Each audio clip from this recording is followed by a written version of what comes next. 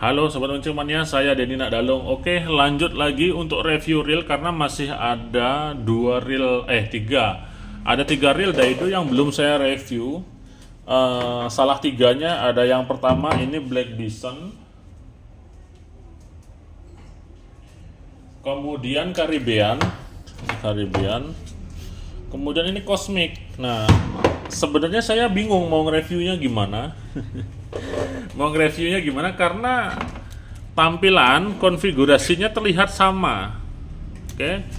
Body-bodinya terlihat sekilas sama, cuman yang kemarin ini sudah saya coba. Kalau teman-teman nonton video konten mancing saya sama Alpan waktu beberapa hari yang lalu, ini sudah saya coba. Strike-nya balance, kemudian enak juga dipakai.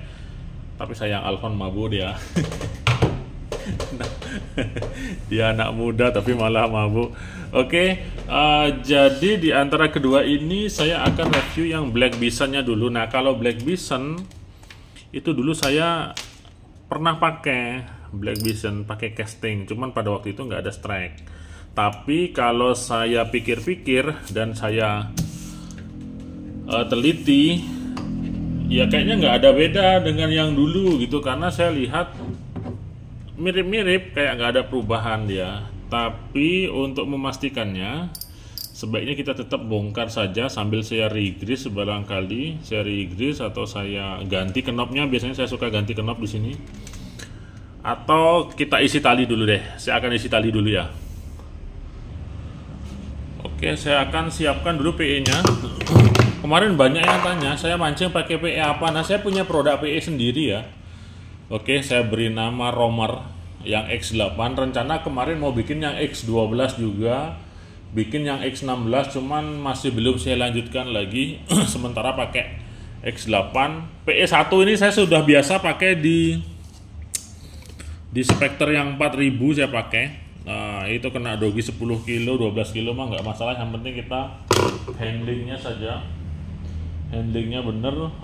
PE biasanya sulit putus dia. Rentannya hanya pada gesekan dia. Oke, kemudian saya sempat putus. Nah, sayang sekali, bukan bermaksud menjelekkan PE lain. Yang di King Predatornya sebentar saya ambilkan.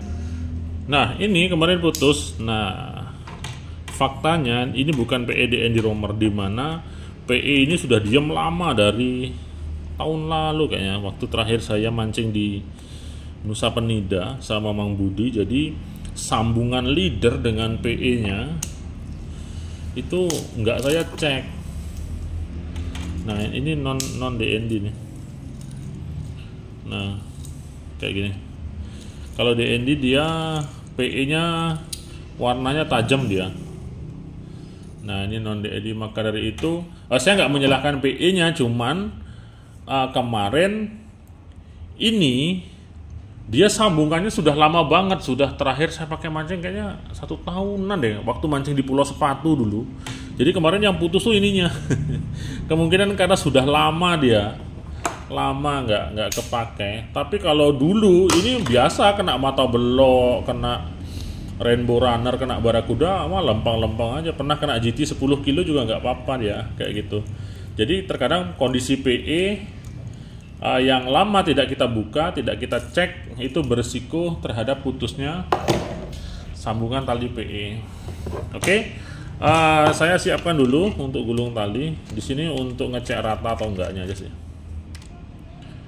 Kita cek. Oke, saya siapkan dulu ya.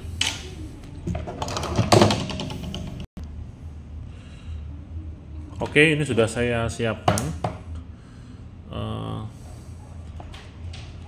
Oke, sekarang kita akan gulung dulu ya. Untuk cek balance antara rotasi rotor, kemudian pergerakan slider yang terhubung dengan lokomotifnya. Jadi kalau dia nggak balance, dia akan bermasalah nantinya. Lalu saya kencengin.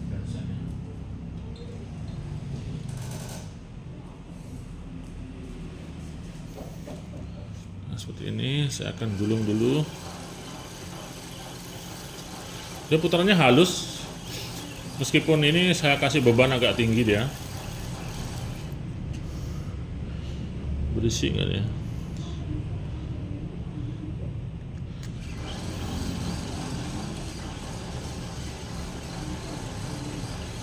Nah, ketika gulung dengan beban ini biasanya skalahnya di sini.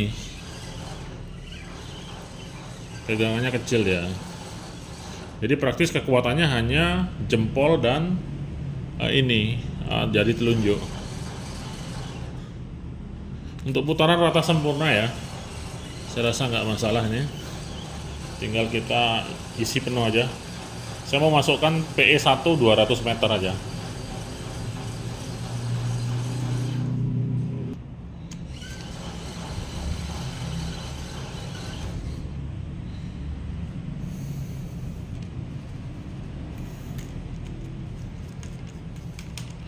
Oke, ini 200 meter ya. 200 meter paling ideal sih, meskipun masih ada space di sini.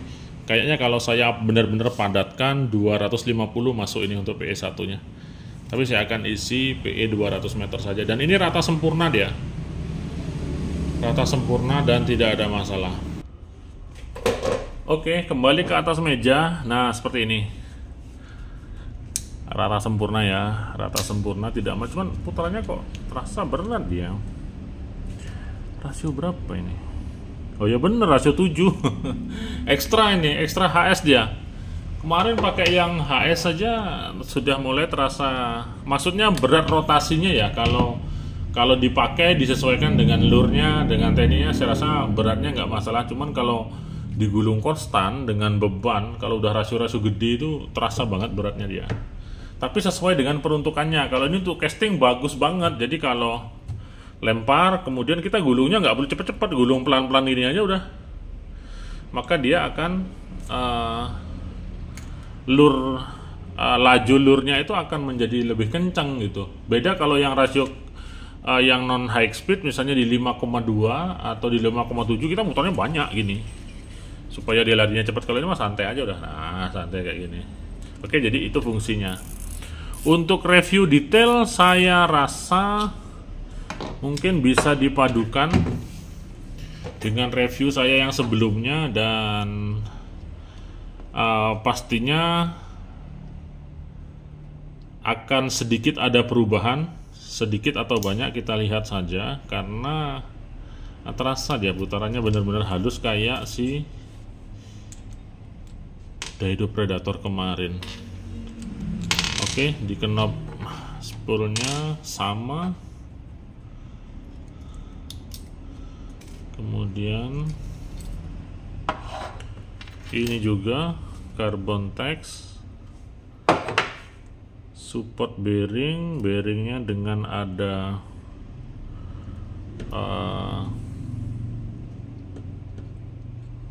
seal karetnya kayak gini. Kayaknya sama deh. Jadi ibarat saya melakukan pengulangan review ini. Seperti ini, ada pin. Nah, ada ininya. Ini menguntungkan kita seperti yang saya bahas di review-review sebelumnya. Saya kasih contoh ya, dimana konsep seperti ini diterapkan di real high end ya. Oke, jadi di sini sebagai gambaran saja, di mana real high end untuk mengurangi daripada kocak spool ketika dalam posisi spool dikencangkan, dia selalu ada ininya. Nah, ini landasan ini. Oke, jadi landasan ini dia merapatkan pijakan spool. Ini di seri SAL 3 yang 2023 ini.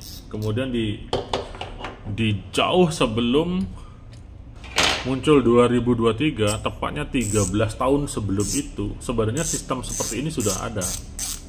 Itu diterapkan di real pen, di real Okuma, kemudian apa lagi ya, pokoknya dengan adanya landasan. Jadi landasan itu membuat spoolnya kokoh. Nah, seperti ini. Jadi ada landasannya seperti ini. Nah, sekarang Daido setelah kemarin saya sampaikan di spekternya goyang-goyang, nah sekarang di upgradein semua dia, di-upgradein semua, ada ininya, jadi ada tambahan dengan support satu bearing. Nah sekarang untuk membandingkannya, teman-teman bisa cek review Black Bison yang sebelumnya. Kalau sebelumnya belum ada ini, terus kemudian sekarang ada, berarti dia mengalami perubahan daripada dudukan spoolnya. Berarti nilai plus yang bisa kita dapatkan dari sisi reviewnya ini seperti itu. Nah ini ada bautnya. Nah kalau yang kemarin yang Predator itu tidak ada gininya, tidak ada bautnya, jadi saya harus ngebor kemarin, harus dibor. Di sini ada satu bearing saja di bagian handle. Oke, selanjutnya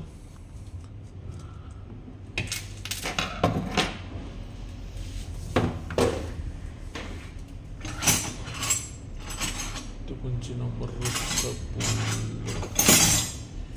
10 kayaknya. Oh iya benar.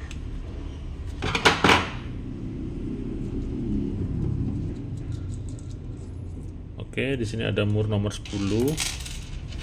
Kemudian ada karetnya. Rotornya dia karbon RPG. Carbonize atau karbon keseluruhan ini saya kurang tahu. Jadi dia lumayan kaku dia. Kemudian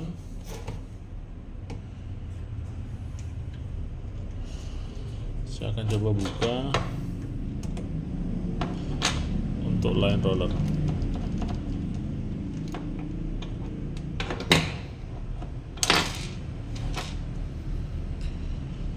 Nah, line roller ini ada satu bearing, di mana satu bearing masih ada space, ruang kosong di bagian ini. Berarti sama kayak kasusnya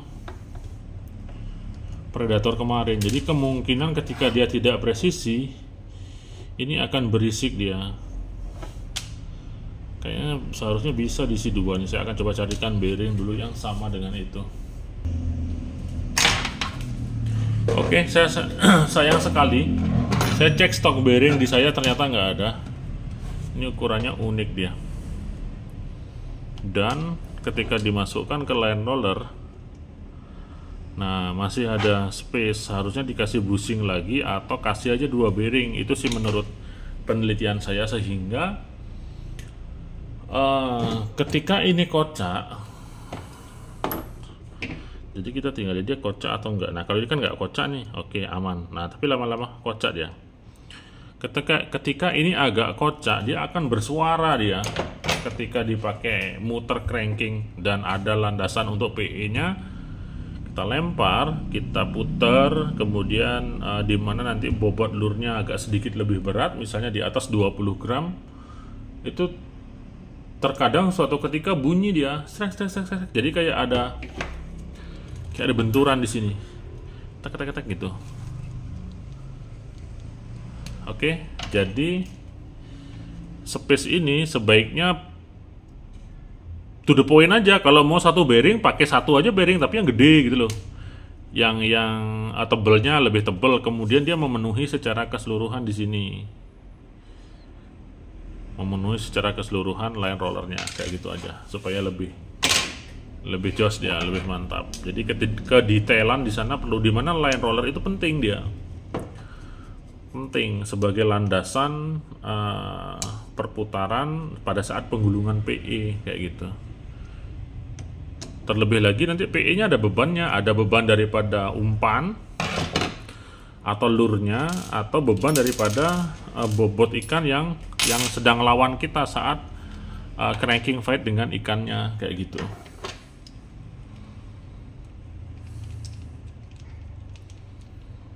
Nanti sesekali saya undang engineer-nya, ajak mancing bareng. Ajak dia mancing supaya, oh ini loh realmu tuh kayak gini gitu. Mudah-mudahan mau dia.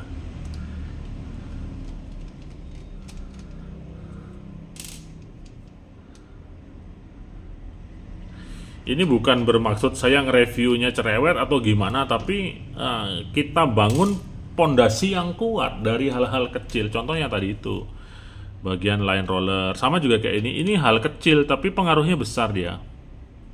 Dengan adanya pin kayak gini, beda kalau ini hanya lempengan begini saja. Hanya lempengan begini meskipun dia presisi dengan sepulnya, tapi ketika ininya kalah karena kena beban, dia akan tetap goyang-goyang gini, sehingga menyebabkan nanti meskipun dia dikencangkan dengan maksimal, sepulnya tetap goyang. Nah kalau ini kan lempeng, dia nggak ada goyang sama sekali kayak gitu. Jadi perbedaan sana, hal-hal kecil seperti itu ketika diperhatikan akan menghasilkan suatu karya yang bagus, produk yang bagus nanti keluarannya kayak gitu.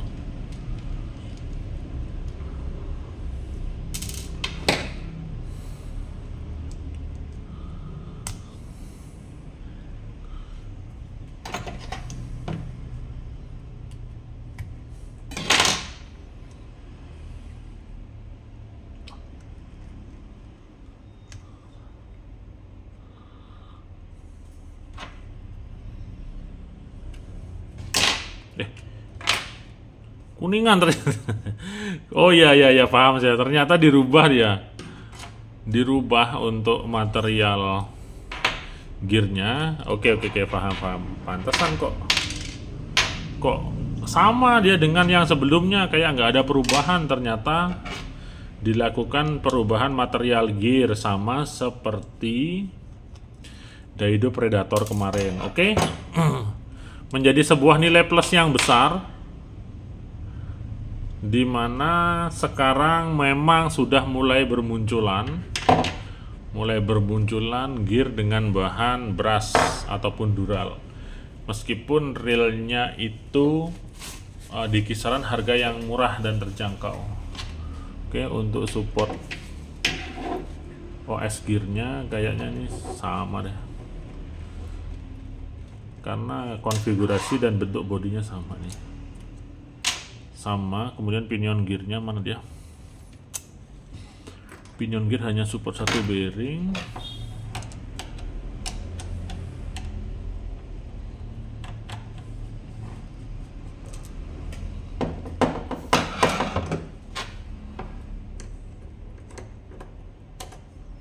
Di sini juga ada support satu bearing di sini. Oke, hampir sama dengan kemarin yang Predator atau Black Bison yang dulu, kalau nggak salah seperti ini, kecuali perubahannya saya lihat di sini ada rumah pinnya sebagai alas spool. Kemudian, nah ini yang besar perubahannya adalah bahan material daripada drive gearnya ternyata diubah dari zinc ke kuningan. Jadi merupakan sebuah perubahan besar, dengan catatan nanti zincnya dengan catatan kuningannya ini nanti kualitasnya bagus, bukan kuningan biasa dia. Oke, setidaknya akan memiliki nilai plus jika dibandingkan zinc, gitu aja sih. Nah, sekarang kita lihat harganya. Apabila nanti di harga 600.000, ya sudah, ini akan menjadi salah satu reel yang bisa saya rekomendasi untuk di harga terjangkau, tapi memiliki bahan gear dural. Udah deh, duralin semua deh. Bila perlu yang harga 300, duralin semua dengan dural yang bagus, biar keren. Sekarang pemancing pengen yang murah tapi yang keren gitu, yang bahannya bagus. Untuk rotor saya rasa sama, jadi nggak perlu saya bahas banyak-banyak lagi. Yang perlu saya garis bawahi adalah ini saja, perubahan dari bahan zinc ke brass ataupun kuningan seperti itu. Oke, congratulations Black Bison sudah di-upgrade. Kemudian pendatang baru Predator di-upgrade. Semoga ini Caribbean juga di-upgrade juga. Caribbean di-upgrade, nanti muncul Spectre di-upgrade, dan keluarin lagi terus baru. Daido kan hobinya begitu. Terus keluarin barang baru, kemudian makin upgrade lagi, makin lebih bagus lagi, sehingga nanti akan muncul high end-nya Daido. Ya, bikin setara Twin Power dulu lah. Nanti pasti jadinya akan sangat keren sekali. Oke, saya Denny Nakdalung. Selalu 2 jempol untuk Anda semua, mancing mania semakin mantap.